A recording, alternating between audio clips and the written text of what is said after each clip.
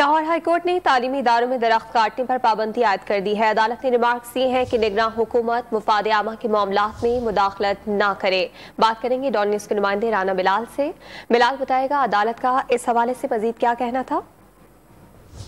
तदारुक के केस में लाहौर हाईकोर्ट ने सूबा भर के तालीमी इदारों में दरख्त काटने पर पाबंदी आयद कर दी है। अदालत ने तमाम सरकारी और गैर सरकारी अदालतों में भी दरख्त काटने पर जो है वो पाबंदी आयद कर दी है।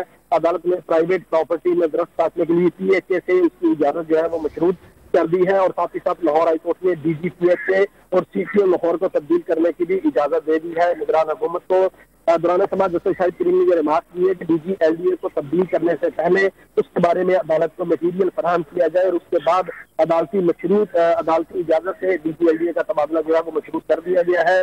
लाहौर हाईकोर्ट ने ट्रैफिक निजाम को मजीद फाल करने के लिए भी एमरजेंसी हेल्पलाइन के बोर्ड अवेजा करने का भी हुक्म दिया है।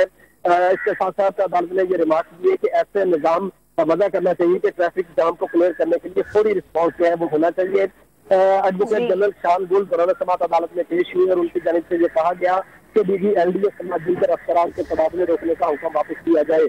अदालत ने यह रिमार्क दिए कि निगरान हुकूमत का इससे क्या मफाद है, ताहम लाहौर हाईकोर्ट से समात एक हफ्ते के लिए मुलतवी कर दी है और सुबह भर के जो स्कूल है उनमें दरख्त काटने पर पाबंदी आयद कर दी है। अपडेट्स के लिए आपका शुक्रिया बिलाल।